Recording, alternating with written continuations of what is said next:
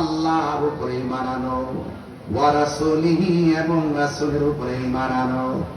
আল্লাহকে সবাই মানে, হিন্দু বলেন, খ্রিস্টান বলেন, ইহুদি বলেন, সব আল্লাহ যে একজন আছে জানে, জানার পর মুমিন হতে পারে নাই একমাত্র আমার নবীকে না মানার কারণে। এই জন্য লা ইলাহা ইল্লাল্লাহ মুহাম্মাদুর সাল্লাল্লাহু তাআলা আলাইহি ওয়াসাল্লাম যে ময়দানে ওয়াহদানিয়াতের স্লোগান থাকবে, সেই ময়দানে রিসালাতের স্লোগান দিতে হবে। এই জন্য আল্লাহ বলছেন, ইয়া আইয়ুহাল্লাযীনা আমানু আমিনু বিল্লাহি ওয়া রাসূলিহি।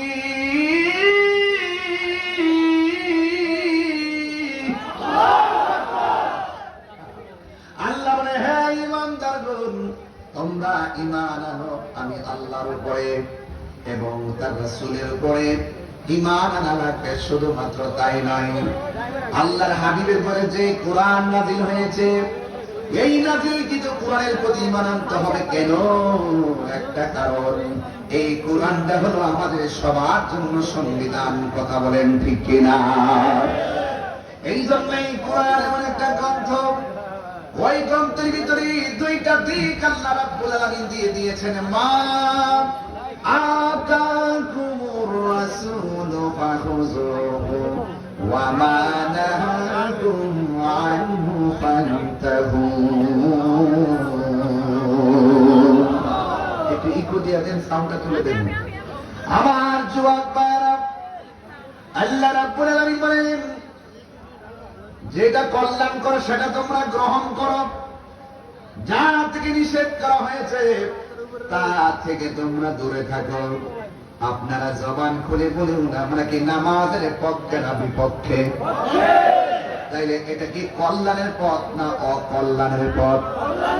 আল্লাহ বলতে যেটা কল্যাণ সেটা গ্রহণ করো, ঠিক কিনা? এই জন্য যুবক, ওই কল্যাণের পথে থাকলে সৎ পথ বলে এটাকে, এই সৎ পথে থাকলে শত বাধা আসবে, সব বাধা উপেক্ষা করে আপনাকে মানজিলে মকসদে পৌঁছতে হবে। আল্লাহ রাব্বুল আলামিন বলেন, তোমার ডানে বিপদ, বামে বিপদ, সামনে বিপদ, পিছনে বিপদ, যদি তোমাদের অন্তরে আমি আল্লাহর ভয় থাকে, আমি আল্লাহ রাব্বুল আলামিন তোমাদেরকে অন্ধকার থেকে বের করে আলোর দিকে নিয়ে যাব।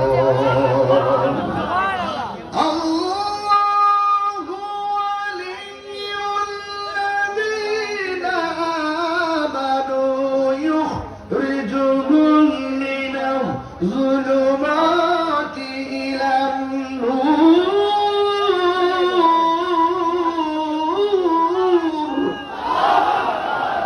আল্লাহ রাব্বুল আলামিন বলেন, যারা ঈমানদার, যারা আমি আল্লাহর বন্ধু, আমি আল্লাহ রাব্বুল আলামিন তাকে অন্ধকার থেকে বের করে আলোর দিকে নিয়ে যাব।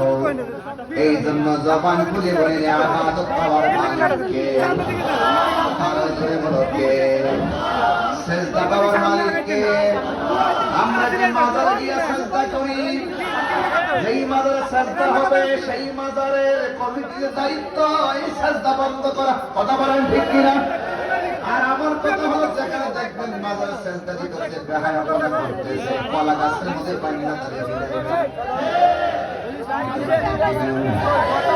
এমন সুন্দর করে কথা বলি, দেখা গেল কে বাচ্চারা মাজারের মধ্যে আব্বা দিয়ে পড়ে গেছে, সেজদা দিচ্ছে না, কি করছে না করছে সে জানে। কিন্তু দেখা যায় দিন শেষে একদল মানুষ আমাকে বিতর্কিত বক্তা আর মাজার পূজারি বলে। কথা কম ঠিক কিনা? তাহলে বোঝা গেল ডাল মে কুছ কালা হ্যায়। যে সেজদা দেয় তার ধর্ম কিনা তারা তো কেউ চিনে না।